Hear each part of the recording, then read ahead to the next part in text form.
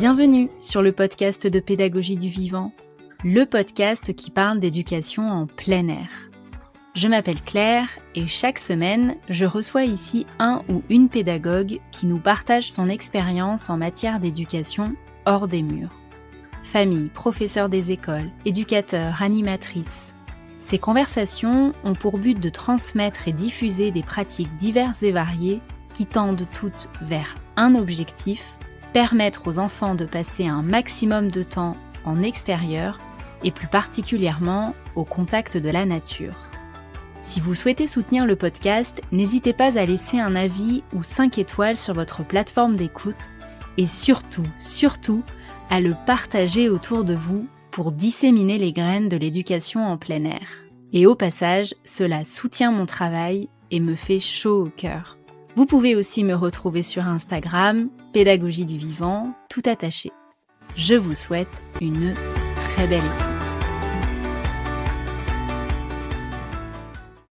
Aujourd'hui, je vous propose un échange avec Marion, qui m'a contactée il y a quelques mois avec une proposition: partager son expérience de nature singulière.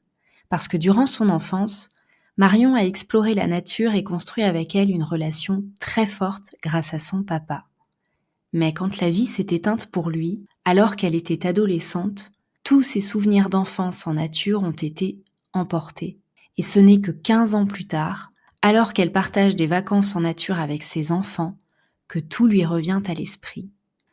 En partageant un bout de sa vie, Marion met en lumière les traces qu'une enfance en nature laisse dans le corps et dans l'esprit, et la possibilité d'y reconnecter à tout moment son cœur d'adulte.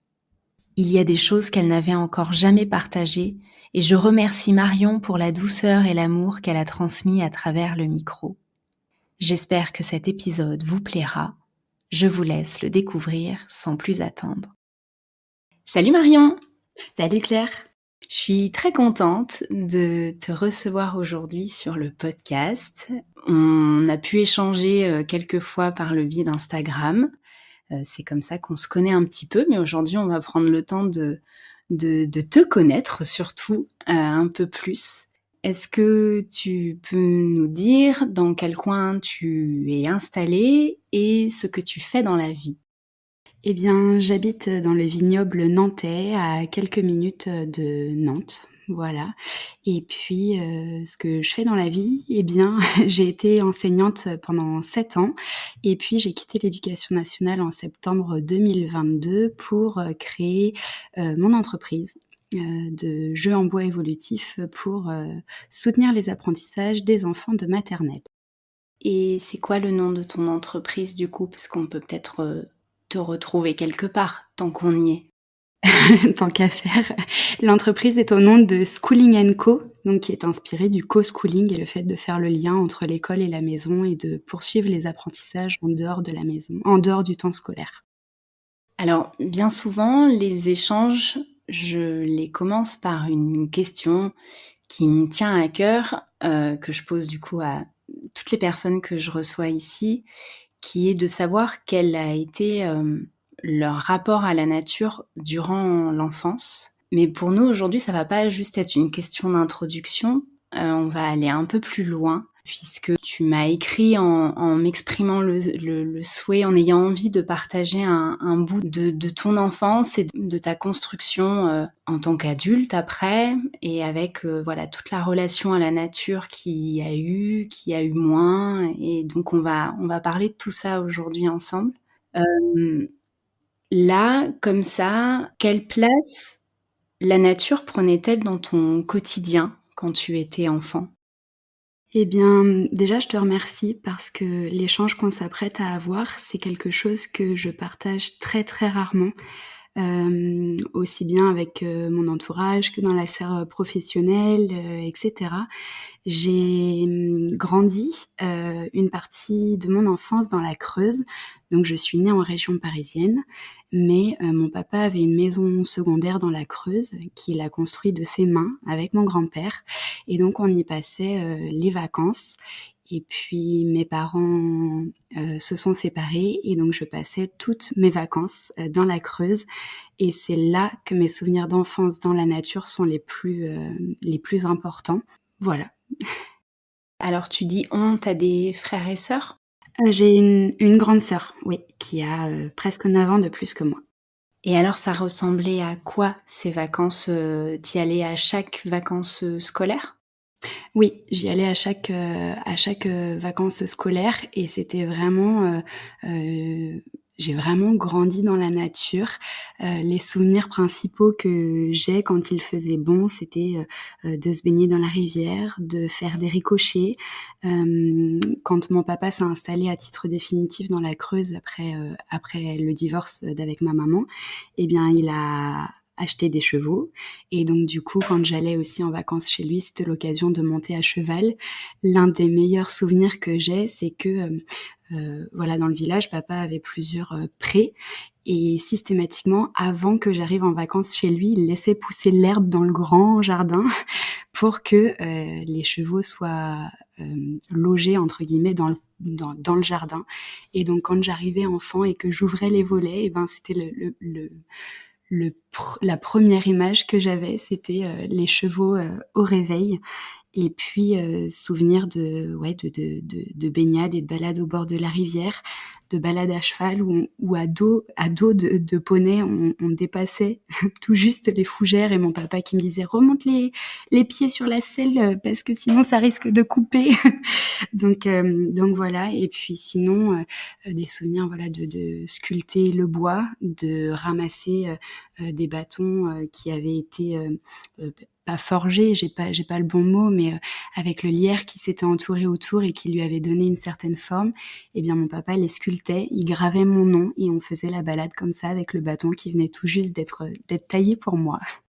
C'est avec ton papa que tu as été immergée en nature? Ton papa, il a lui-même vécu une enfance proche de la nature?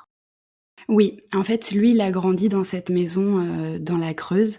J'ai pas beaucoup d'informations sur son enfance, mais je sais que c'est l'environnement, en tout cas, dans lequel il a vécu. Je sais que les lacs dans lesquels il m'emmenait me baigner aussi, eh bien, sont les lacs qu'il a connus tout au long de son enfance et puis, il y a juste à côté de sa maison, il y avait une plus petite maison dans laquelle habitaient ses parents et donc, voilà, ils vivaient vraiment dans un clos, un petit bois où voilà, ils étaient ensemble en famille et même au-delà, il y avait un petit verger où ils ramassaient les pommes et ils faisaient ensemble, leur jus de pomme, le cidre et cetera. Donc il y a aussi ces souvenirs-là, ouais.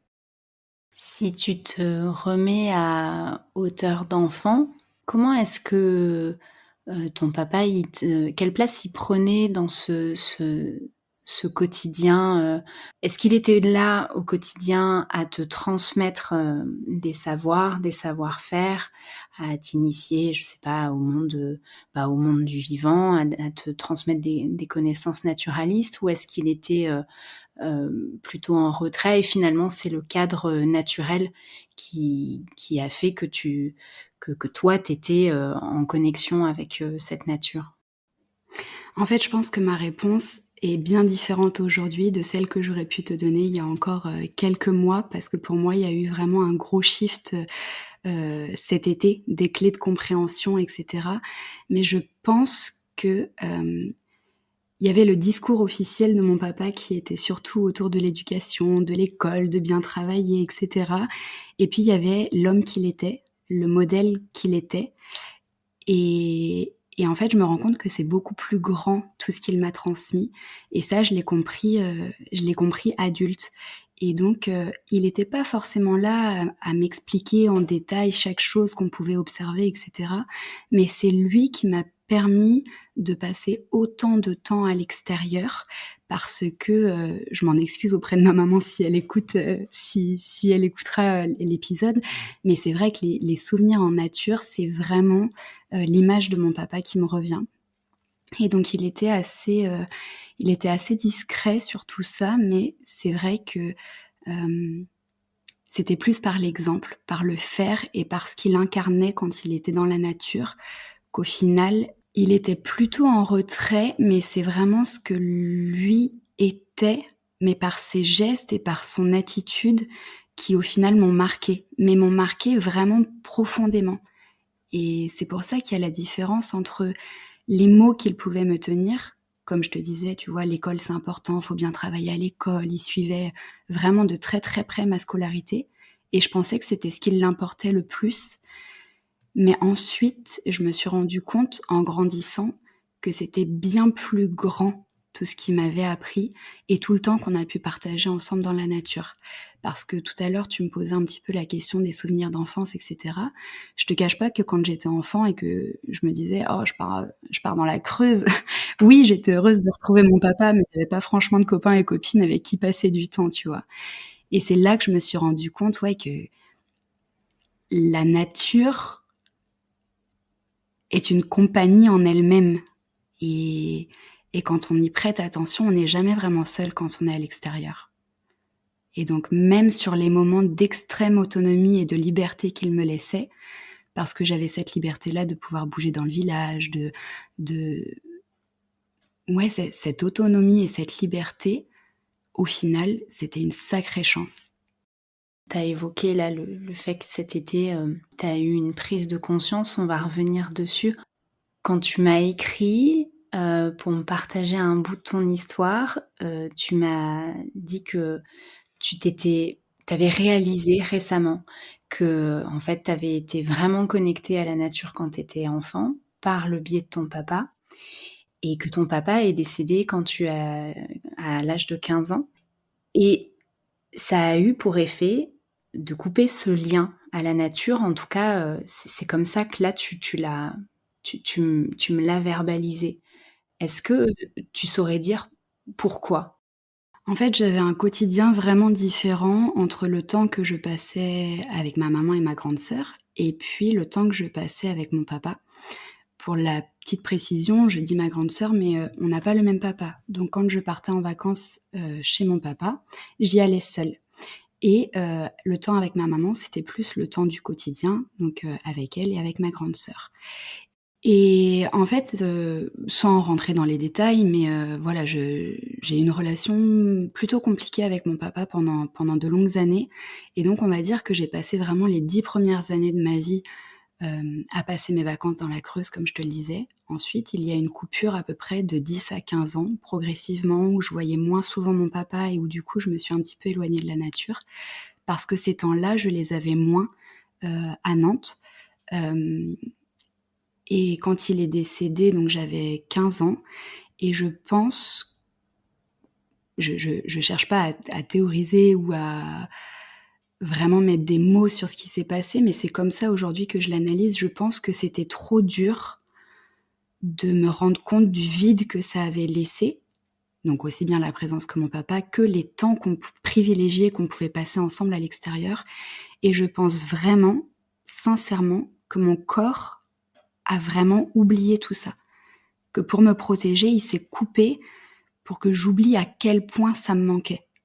Je sais pas si c'est facilement entendable et c'est difficile pour moi de l'exprimer, mais bien sûr qu'il y avait la douleur de la perte de mon papa, mais il y avait aussi cette distance progressive avec la nature parce qu'il y avait qu'avec lui que vraiment j'avais ce lien privilégié, à l'extérieur et dans la nature. Et donc quand j'ai commencé à moins le voir ou à espacer mes visites chez lui, hem, déjà il y avait ce manque certainement qui s'installait et vraiment quand je te dis pour moi il y a eu une coupure nette, quand il est décédé. Parce qu'avec ma maman, j'ai partagé plein d'autres choses. On a fait, voilà, c'était plus les loisirs créatifs, la peinture, peut-être qu'on y reviendra aussi parce que ça a un rôle important dans mon activité aujourd'hui.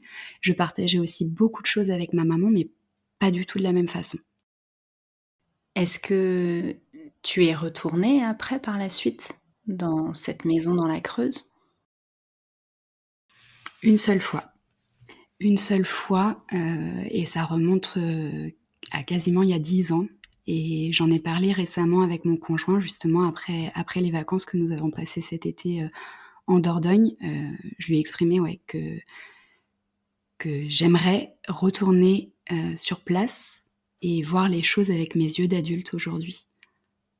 Les paysages, la maison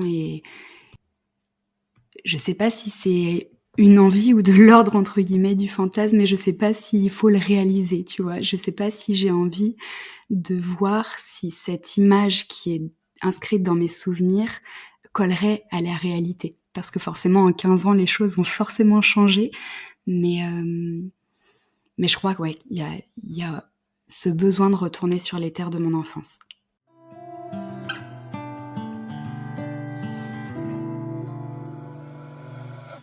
Et alors, qu'est-ce qui fait cet été que ces souvenirs d'enfance te sont revenus et qui t'ont amené à ressentir pour le coup ce manque de nature que tu ne ressentais plus parce que tu le disais, ton corps t'en a coupé d'une certaine manière.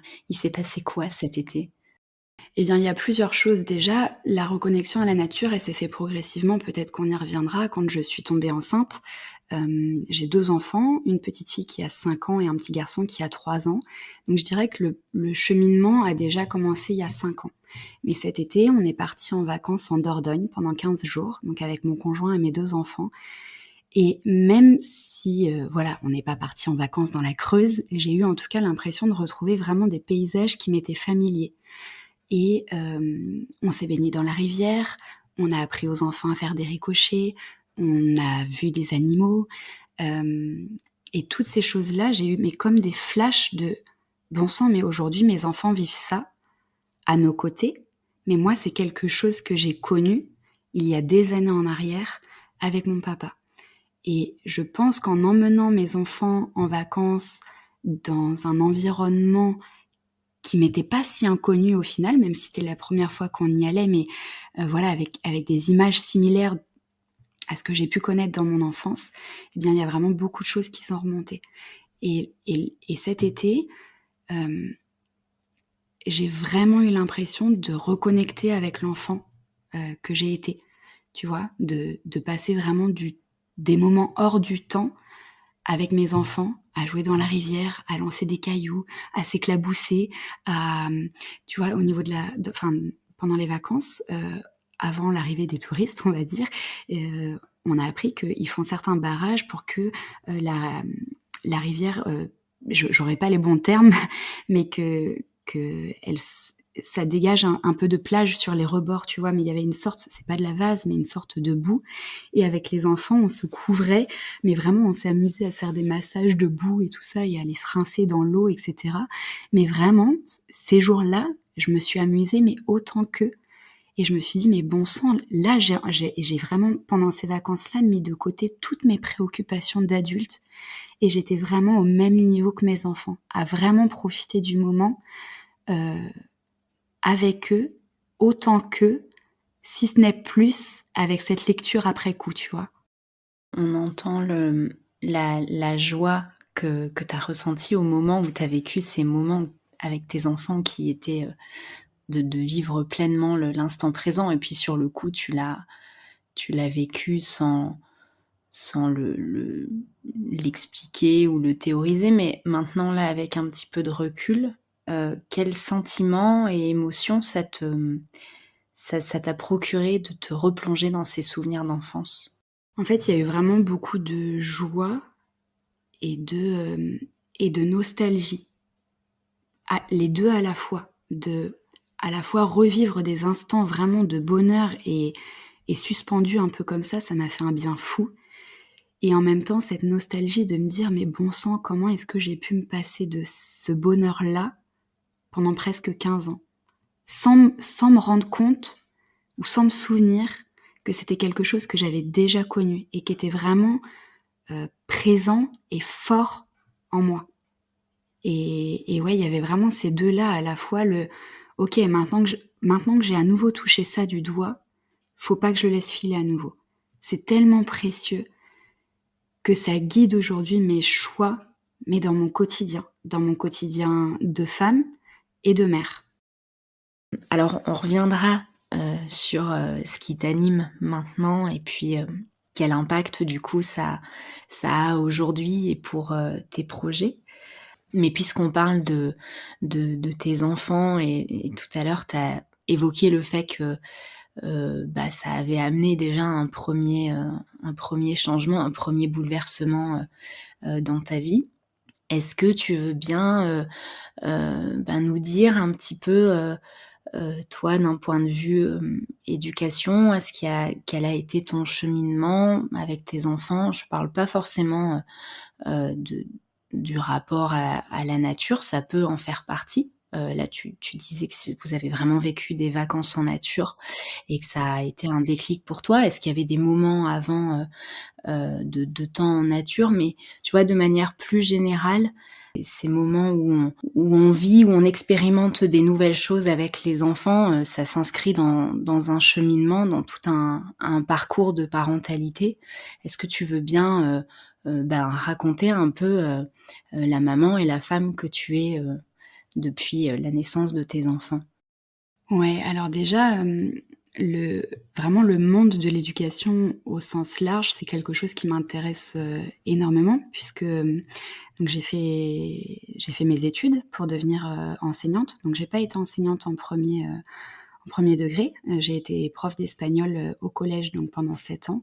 Mais il n'empêche que j'ai fait un master en sciences de l'éducation et donc l'éducation au sens large, déjà de base, c'est quelque chose qui m'intéressait. Et quand je suis tombée enceinte, j'ai lu une tonne de livres, regardé une tonne de reportages qui me faisaient pleurer, hormones oblige. Mais voilà, c'est toujours quelque chose qui m'a vraiment intéressée. Et puis progressivement, en tombant enceinte, j'ai commencé à me poser la question, à faire des choix, plus naturels, que ce soit quels sont les produits que je mets sur ma peau parce que je porte un bébé et que j'avais envie de prendre soin de ce bébé dès le départ. C'était aussi par rapport à l'alimentation, la cosmétique et toutes ces choses-là. Et puis, au fur et à mesure, donc ma fille est née, j'ai pris beaucoup de temps avec elle à faire des activités, mais vraiment des activités simples. Et tu vois, là, j'ai un souvenir qui me revient. C'était simplement un pot d'eau, un pinceau, et on était assises sur la terrasse dehors et elle s'amusait à laisser des traces avec ce pinceau. Et je me dis, mais c'était tellement précieux et tellement simple à la fois. Mais tu vois, ça, c'est quelque chose que j'ai aimé partager avec elle. De façon générale, au niveau de l'éducation par rapport à mes enfants, je pense être très investie. J'aime leur proposer des activités, et cetera. Mais on y reviendra après. Je suis en train de modifier ma façon de faire et d'être à leur côté, pour ne pas pour ne pas être trop dans les apprentissages avec eux. Parce que, justement, c'est quelque chose que j'ai pu reprocher à mon papa pendant des années, et c'est vrai, de me dire: «Mais il sait s'asseoir avec moi que quand il est question de faire une dictée, de 2 et 2 ça fait 4 ou de choses vraiment comme ça». Pour moi, pour qu'il passe du temps avec moi, il fallait que j'apprenne quelque chose. Il fallait que ça ait un sens, tu vois? Et donc pour moi, il y a cette nuance-là où oui, l'éducation m'intéresse au sens large. Oui, j'aime faire des activités avec mes enfants. Oui, j'ai envie d'accompagner leurs apprentissages, d'être un témoin privilégié de ce qu'ils apprennent, de ce qu'ils découvrent, de voir la fierté dans leurs yeux à chaque fois qu'il y a un déclic qui se passe à l'intérieur d'eux. Mais en même temps, progressivement, je fais aussi le chemin en sens inverse et de me dire: «Il y a d'autres choses que les apprentissages, vraiment purement scolaires». Hem, voilà. Et puis pour la petite histoire et pour faire le lien avec la nature, c'est que ça fait déjà facilement, 3-4 ans, on va dire, que j'ai invité la nature à la maison et ça a commencé avec l'emménagement dans notre nouvelle maison. Ça va faire 4 ans qu'on a installé, là où on est actuellement. Et c'est une maison qui est très lumineuse et donc je pensais que j'avais pas du tout la main verte et au final, même chose, j'ai commencé à me renseigner sur les plantes vertes, à lire des bouquins, à regarder des vidéos et cetera, et je me suis rendu compte qu'en apprenant les besoins d'une plante, en eau, en lumière, et ben, finalement, elle peut se sentir bien à la maison. Et ça peut paraître peut-être anecdotique, mais c'est aussi comme ça que la reconnexion au vivant s'est faite. d'amener la nature à l'intérieur de la maison et ensuite ça a été, de proposer aux enfants des activités, tu vois? Les mains dans la terre, avec des feuilles qu'on aurait ramassées ensemble, mettre des petites pâquerettes dans un fond d'eau et les ramasser avec une petite passoire ou des choses comme ça. Donc dans un premier temps, ça a été, faire des activités avec eux, OK. Import hem, Faire entrer la nature à la maison dans le cadre d'activités, OK. Et ma démarche aujourd'hui s'inverse et c'est plus: «OK, on a des activités, maintenant on va pouvoir aller à l'extérieur et autant les faire à l'extérieur et se servir de ce que la nature a à nous offrir». Je crois pas que ce soit si anecdotique que ça, de faire rentrer la nature à l'intérieur et notamment par le biais de plantes. C'est vrai que les plantes d'intérieur, on en parle beaucoup, on en voit beaucoup dans les catalogues de déco et clairement ça a ce rôle-là d'embellir parce que c'est beau. Moi j'en ai plein à la maison aussi, mais quand je vois ma fille, qui a 2 ans et demi, à quel point, elle est enjouée à l'idée d'aller arroser les plantes. On n'est pas sur quelque chose de sauvage, c'est des plantes tropicales qui, bien souvent, arrivent de l'autre bout du monde et voilà, on n'est pas sur de la terre qui est si vivante que ça, donc c'est bien différent de ce qu'on va trouver, dans la nature. Mais il n'empêche que, on prend soin d'une plante, on prend soin d'un être vivant et en plus on le voit évoluer et ça, même si c'est très lent et que du coup c'est pas évident à inscrire dans l'échelle temporelle des enfants, la lenteur, c'est quelque chose qui est difficile à appréhender jusqu'à un certain âge et ben, n'empêche on les voit grandir, on voit des choses qui poussent, des nouvelles feuilles qui s'ouvrent et on prend l'habitude de s'en occuper.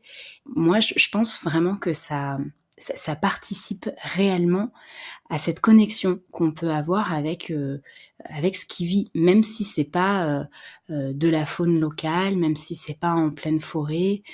Tu vois, c'est un peu pareil pour, les animaux que tu peux avoir à la maison. C'est des animaux domestiques, c'est pas un cerf qu'on va croiser dans la forêt, mais on apprend que il n'y a pas que des êtres humains sur terre, qu'il y a d'autres formes de vie et que, ben, on est liés les uns aux autres et je pense que ça a vraiment un impact chez les enfants et que du coup, c'est pas un petit détail, tu vois? D'avoir des plantes, vertes à la maison, ça peut vraiment, amener quelque chose dans la relation au vivant.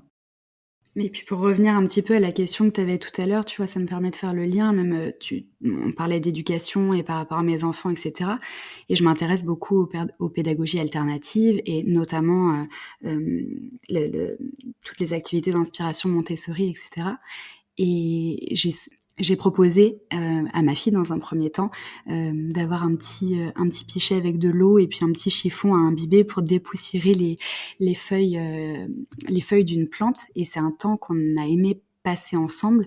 Même chose, l'été, le premier été qu'on a passé ici, on a découvert que, il fait très, très, très chaud dans la maison parce qu'il y a une véranda et donc on sortait les plantes, au petit matin dans le jardin. Donc elle m'aidait à porter le petit pot pour le mettre dehors et puis on les arrosait, vraiment avec le tuyau d'arrosage, à la fraîche. Et c'est vrai qu'il y a ce petit plaisir-là, que j'ai partagé avec elle ou même de rempoter parce que je me suis créée au fur et à mesure une petite collection de plantes vertes. Mais du coup, je les ai, elles ont grandi à la maison, elles ont poussé à la maison et donc sur les premiers mois ou les premières années en tout cas, ma fille m'a aidée aussi beaucoup à les rempoter, à tenir, les tiges le temps que je mette la terre ou alors mélanger la terre à la perlite et faire ça ensemble et et ça fait vraiment du bien d'avoir les mains dans la terre et c'est un moment aussi que j'ai aimé partager avec elle. Même au-delà de ça, tu vois, on parle là de l'intérieur, mais c'est pareil, le plaisir d'avoir un petit bout de potager à l'extérieur, d'arracher les mauvaises herbes, de prendre le temps de partir de la graine, de la faire pousser ensemble, de la replanter ensuite, de voir les légumes pousser au fur et à mesure, de les cueillir, de les cuisiner. C'est vrai que, tu vois, ça fait partie de ce cheminement progressif que moi je suis et que j'aime partager avec les enfants. Tu disais qu'aujourd'hui, tu as plutôt envie d'aller vers l'extérieur et vraiment d'emmener les activités et d'emmener les moments, de rendre les moments dehors plus fréquents. Est-ce que tu peux rentrer un peu dans les détails, heu, dire où est-ce que tu en es? Quelles sont vraiment tes envies aujourd'hui et ce que tu as, à l'esprit? Alors, déjà je suis en train de suivre la formation, passeur de nature d'Éveil et Nature. Et puis, parce que d'abord en tant que maman, parce que justement j'ai vraiment envie de leur apporter ça et de pas être, omniprésente, à leur côté. C'est dans mon tempérament, c'est comme ça, j'ai besoin de contrôler les choses et je me suis rendu compte que bien souvent quand on va, en forêt avec les enfants, j'ai préparé en amont une activité où j'ai une idée d'activité à leur proposer, mais bien souvent on ne la sort pas parce qu'en fait ils arrivent d'eux-mêmes à se créer une histoire ou à s'inventer un jeu ou à s'arrêter sur des détails et prendre le temps de flâner. Hem, mais je ressens le besoin d'être accompagnée de ce côté-là, de cette liberté de mouvement, cette liberté d'être, cette, découverte et cetera de notre environnement. C'est quelque chose que j'ai encore du mal, moi, à faire en tant que femme et adulte et donc je ressentais le besoin de suivre cette formation pour accompagner au mieux mes enfants et aussi dans l'idée potentiellement de créer un club nature et cette idée-là m'est venue, en écoutant, un des podcasts, je crois que c'était avec Cécile de mémoire et puis, de proposer peut-être des ateliers et cetera mais pour l'instant, pour moi, c'est un peu difficile. J'ai une idée encore assez floue parce que tu vois, la formation est en cours et que j'ai pas encore la vue d'ensemble, tu vois, de ce que ça représente. Ça, c'est la première chose et puis en termes de cheminement aussi, j'imagine qu'il y a, aussi, des abonnés, Instagram qui me suivent, qui viendront écouter ce podcast et qui vont apprendre ça. Mais, je viens de faire une demande d'agrément pour devenir assistante maternelle et vraiment la nature pour moi prendra une place très importante dans les projets d'accueil, des petits et voilà, aujourd'hui un petit peu où j'en suis. Et au niveau de l'activité, avec, Schooling & Co, c'est pareil, c'est, dès le départ pas dès le départ d'ailleurs, depuis quelque temps, j'essaye de faire en sorte que les activités que je conçois, que je crée et que je façonne à la maison aient plusieurs utilités, d'une part, mais aujourd'hui, j'ai vraiment envie que les supports en bois que je crée puissent être utilisés aussi bien à l'intérieur qu'à l'extérieur. Aujourd'hui, c'est quelque chose qui a une importance pour moi, tu vois? Aussi bien, par exemple, un plateau, pour proposer du transvasement et cetera et bah, le détail tout bête, mais j'ai envie d'y intégrer des poignées pour qu'on puisse les emmener à l'extérieur et qu'au lieu de les remplir avec, du riz coloré, par exemple et bah, ce soit simplement avec des petits morceaux de feuilles découpés ou des choses comme ça. Je souris en t'écoutant, parce que, il y a quelques semaines, j'avais le nez dans le budget prévisionnel pour, l'ouverture de l'école de la forêt, en septembre prochain, qui est, pour les personnes qui ne le savent pas, mais je suis investie dans un projet d'école de la forêt dans les Hautes-Alpes, qui devrait du coup normalement ouvrir ses portes en septembre. Et tu avais partagé il y a quelques semaines un de tes coffrets d'activités autour des chiffres. Et en voyant ces matériaux en bois, je me suis dit: «Mais waouh, ça serait trop bien d'avoir, du matériel comme ça, pour les moments en extérieur». Parce que ça semble solide, c'est, pour la manipulation dehors, c'est vraiment idéal. Et tu vois, du coup, je souris en t'écoutant parce que même sans, tu vois, là, aujourd'hui, tu t'affiches pas tes fabrications comme étant quelque chose destiné à aller dehors, et pourtant moi je l'ai projeté tout de suite, tu vois? Sans difficulté. Ah, ça me fait vraiment plaisir ce que tu dis parce que c'est vraiment la direction que j'ai envie de prendre, mais aussi bien à titre, professionnel que personnel avec mes enfants et dans l'activité, voilà, que j'ai envie de construire. Vraiment, ça me fait vraiment plaisir parce que même ne serait-ce que parce qu'il y a le coffret d'activités avec les chiffres, mais il y a aussi celui avec les lettres et avec le son des lettres et j'ai voulu, les tapis d'activité, tu vois, qui soient faciles à mettre dans un sac, qu'on puisse emmener qu'on puisse emmener à l'extérieur. Si on le salit, c'est pas grave. L'encre, elle est sublimée, donc elle est transférée dans le tissu. Donc le tapis en lui-même peut passer à la machine derrière. Et vraiment, c'est, c'est une démarche aujourd'hui que j'ai. Et parfois, c'est la difficulté.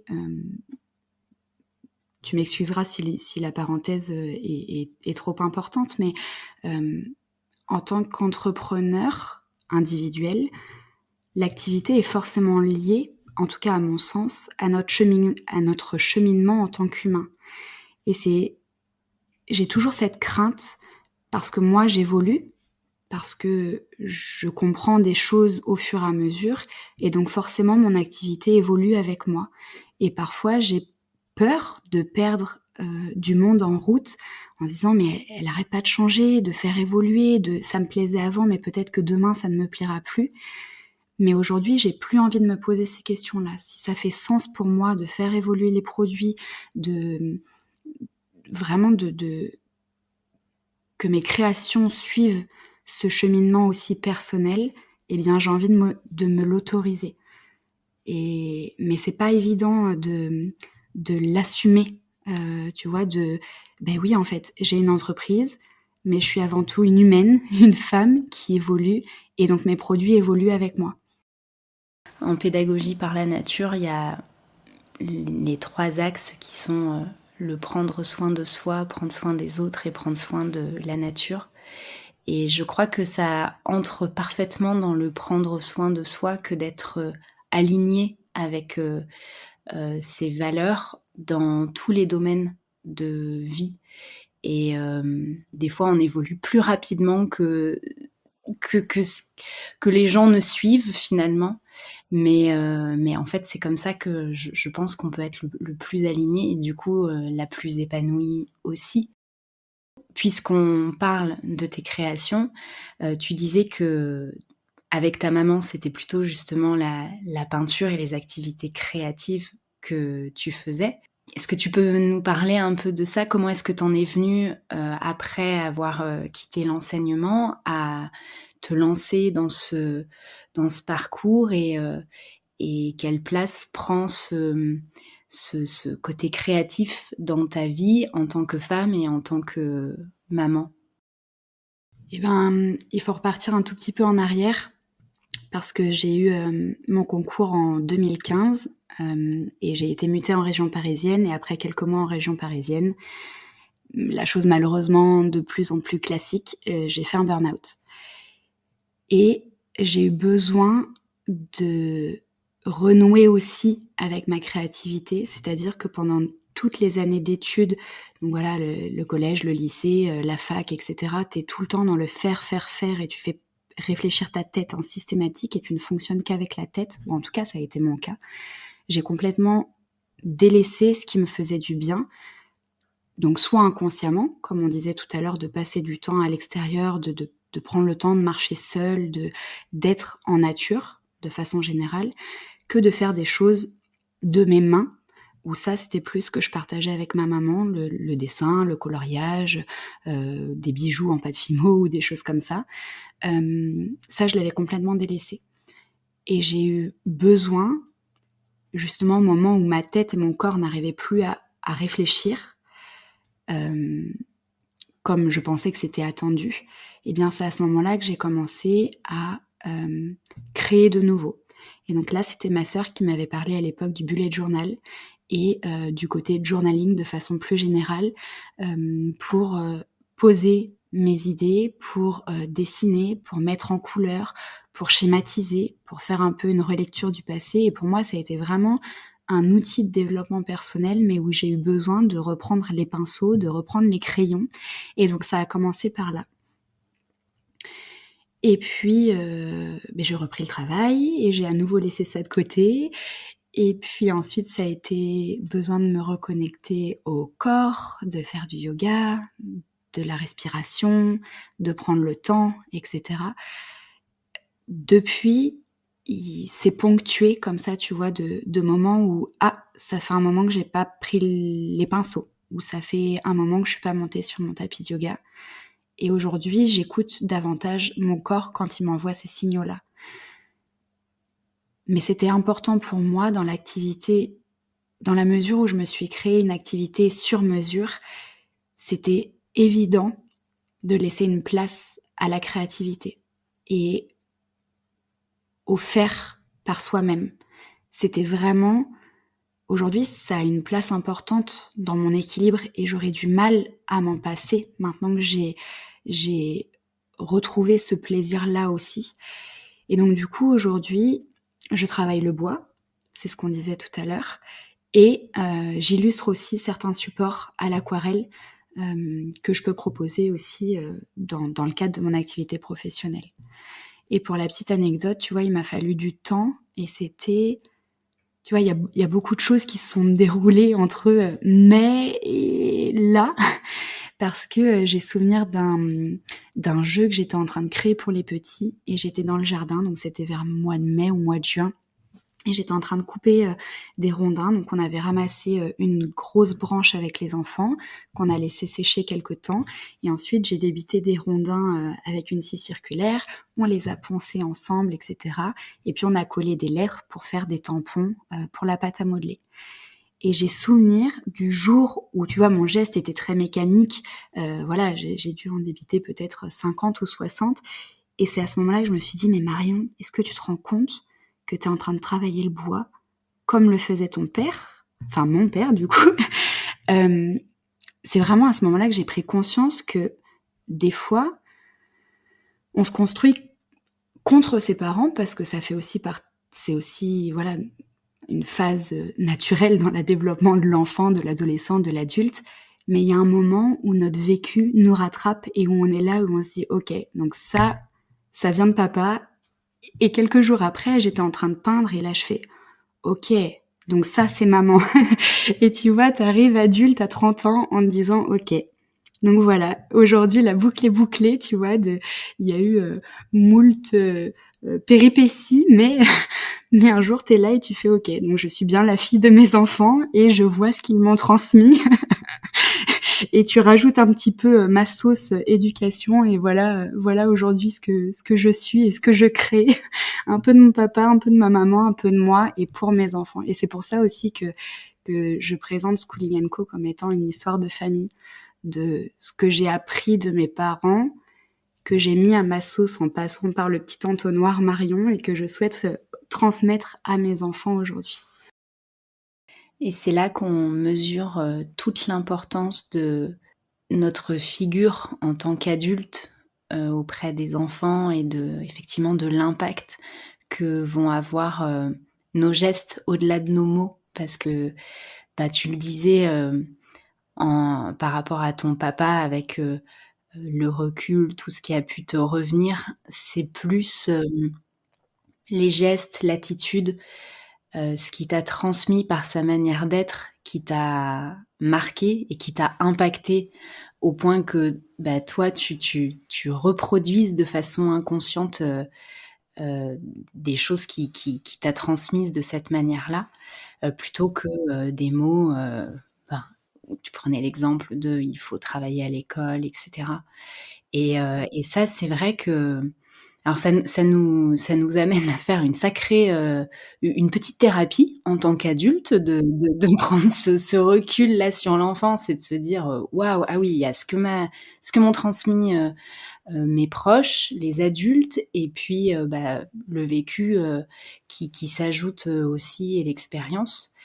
Mais j'insiste souvent sur le fait que, vraiment quand on est au quotidien avec des enfants, et qu'on est dans une volonté de transmettre, quelque chose, quels que soient nos objectifs et quand je parle d'objectifs, c'est plus en termes, éducatifs, pas d'apprentissage et pas mais que en tout cas de mesurer à quel point on a un impact très fort et on n'est pas simplement, passager dans la vie d'un petit être humain, et qu'on va vraiment marquer, très fort. Alors c'est pas pour autant qu'il faut se mettre non plus une pression, de dingue. On fait, au mieux avec, ce qu'on a, mais en tout cas, au quotidien, les gestes, le cadre qu'on va offrir, ça va avoir, ça va impacter profondément, ces personnes qui sont en pleine construction et du coup, on en revient ben, au cadre qu'on va offrir, le lien à la nature et il y a une vraie, il y a une vraie démarche, de transmettre autre chose. On transmet dans il n'y a pas de bonnes choses et de mauvaises choses, mais on va transmettre des choses différentes, si on quand on va être à l'intérieur, à être dans des apprentissages plutôt scolaires que quand on va être à l'extérieur. Ça peut être dans des apprentissages très scolaires aussi, mais après aussi dans des apprentissages plus, ben, moins formels, où c'est l'enfant qui se laisse guider par, ses envies, par ses besoins et hem et oui, en tout cas, notre posture, notre attitude marque vraiment les enfants et on s'en rend compte quand on fait un peu le point sur l'enfance qu'on a pu vivre. Et c'est ça qui est vraiment chouette et je te remercie parce que c'est dans cette démarche-là aussi que je t'ai contactée et c'était vraiment tu vois, bien sûr qu'en tant que parent, on a un rôle auprès de nos enfants et que bien sûr qu'on les marque, c'est évident, mais pour moi, j'avais hérité entre guillemets de certains fardeaux, on va dire, de voilà, des difficultés de la vie et que voilà, je reste convaincue que j'ai choisi mes parents et mais tu vois, c'est après coup que tu es là et tu te dis: OK, oui, il y a eu des difficultés, oui, il y a eu des obstacles, oui, il y a des choses qui n'ont pas été évidentes, mais malgré tout, ce qu'il m'a laissé, ce qu'il m'a donné pour héritage était tellement plus grand que ce que je croyais au départ et justement, tu vois, tout à l'heure, on disait, il y a vraiment la différence entre les mots que l'on dit à nos enfants et l'empreinte qu'on laisse, mais simplement par le fait d'être. En étant à leur côté, il y a tellement de choses qu'on n'a pas besoin d'exprimer et qui pourtant déteint sur eux. Hem Et il y a des choses enfin volontairement et d'autres qui sont bien involontaires où parfois je m'entends dire des phrases de ma mère ou avoir des comportements où je suis là et je fais: «Oh là là là là, mais maman sors de ce corps, c'est pas possible!» Mais tu vois ce que je veux dire? Que bien sûr qu'on donne aussi bien du bon que du mauvais à nos enfants et c'est aussi toute la difficulté, mais toute la beauté de notre rôle de parent. Mais il y a vraiment OK, il y a peut-être des choses qu'on fera de travers, c'est évident. Mais au-delà de ça, tout à l'heure tu parlais de cadre et d'environnement, mais si on peut au moins leur permettre ça et leur permettre d'être qui ils sont dans la nature et d'évoluer librement à nos côtés ou pas. Mais voilà, c'était vraiment le sens de ma démarche aujourd'hui de ce lien à la nature, ces moments qu'on a pu passer, même s'il y a une coupure longue, même s'il y a parfois des difficultés ou des choses comme ça, ça marque et c'est là. Et un jour, tu te prends une vague dans la tronche en disant: «Bon sang, mais bien sûr, comment j'ai pu oublier tout ça? Comment j'ai pu me couper tout ça?» C'est tellement important et c'est ancré, mais tellement profondément qu'une fois que tu commences à remettre le doigt dessus, bah, ça y est, c'est tout le bras qui y est, tu vois? C'est ouais, c'est profond, c'est là, c'est beau et ça fait du bien quand ça revient. Je te remercie pour ces mots et je suis émue, tu vois? Ça me touche. On arrive, bientôt à la fin de notre échange. Est-ce que, tu voudrais raconter un souvenir qui t'a vraiment marqué, un souvenir en nature, que tu as vécu durant ton enfance avec ton papa ou seul? Ça peut être un moment, joyeux, un moment plus difficile, mais en tout cas, voilà quelque chose qui vraiment te donne des frissons. En fait, il y a eu une date clé, c'était à peu près pour mes 8 ou 9 ans. Mon papa m'a offert une jument pour mon anniversaire, ce qui était un très beau cadeau et j'avais ce plaisir de retrouver cette jument à chaque fois que j'allais en vacances et j'ai souvenir justement de moments où j'étais seule et où j'allais la voir au pré ou que j'allais la voir dans le jardin et que les câlins que je pouvais lui faire, cette odeur, cette douceur et le cheval a cette vraiment capacité de sentir nos émotions et vraiment cette présence. Alors on parlait de nature, mais parce que moi je te donne cet exemple-là avec la jument, mais parce que bien évidemment que c'était des temps à l'extérieur que je passais avec elle. Mais, mais ouais, cette compagnie, cette odeur, les balades qu'on pouvait faire, même voilà, c'était vraiment le temps passé auprès de cette jument à prendre soin d'elle, à prendre soin de moi aussi, en étant à ses côtés. Et ça, c'était un chouette plaisir et si je peux me permettre aussi, c'est que tu vois, cet été, on a parlé là des vacances en Dordogne et cetera, où il y a énormément de choses qui sont remontées et en rentrant de vacances, mon conjoint voit passer dans le journal, une annonce: «On recherche des bénévoles pour l'association d'équitation du village» et tout ça. Je dis: «Mais c'est pas possible, je n'avais jamais entendu parler de cette association qui est à 2 kilomètres de chez nous». Et aujourd'hui, moi, je suis plus au contact des enfants en classe et j'avais vraiment envie de participer et de rejoindre cette association. Et pour la petite anecdote, quand je suis rentrée dans la sellerie, mais la claque, l'odeur, tu sais, du cheval où tu es là et tu fais: «OK, donc cet été, j'ai les images et maintenant et maintenant j'ai les odeurs. C'est bon, on est dans la bonne direction». Mais mais voilà, le souvenir, de cette jument et de se baigner dans la rivière avec elle aussi, tu vois? On en parlait tout à l'heure. C'était chouette. Tu vois, on parle souvent d'exploration sensorielle et à quel point, la nature éveille les sens des enfants. Et bah, tu vois, encore une fois, tu un de ces sens-là, là, qui t'est revenu, une odeur qui t'a marqué quand tu étais enfant et qui t'est revenue adulte, c'est voilà, quand on dit que ça marque, vraiment, quand on l'expérimente et quand on prend un peu de hauteur, à l'âge adulte, on se rend compte, à quel point ça a eu un impact très fort, heu, dans notre construction et comme tu le disais, ça peut avoir disparu pendant un certain temps, parfois peut-être même pendant longtemps, mais ça reste, à l'intérieur. Merci beaucoup Marion pour, cet échange. Merci d'avoir, partagé, ton expérience, de t'être, confiée à nous, puisque je ne suis pas seule du coup à t'écouter. Je suis très touchée que tu aies fait cette démarche-là et je suis très heureuse d'avoir pu échanger davantage avec toi et je te souhaite, ben, une belle continuation dans tes projets puisque là, tu es un peu à la croisée des chemins et il va probablement se passer plein de choses pour toi dans les prochains mois et tu viendras nous raconter tout ça d'ici 2 ans peut-être? Ça serait chouette. Ça marche, avec grand plaisir et vraiment je te remercie parce que voilà, d'avoir déposé ces mots et de marquer justement ce tournant. Je pense qu'il y aura un avant et un après. Voilà, tu m'as offert la possibilité de poser des mots sur des ressentis et c'était avec plaisir. Eh bien, plaisir partagé. À bientôt. À bientôt.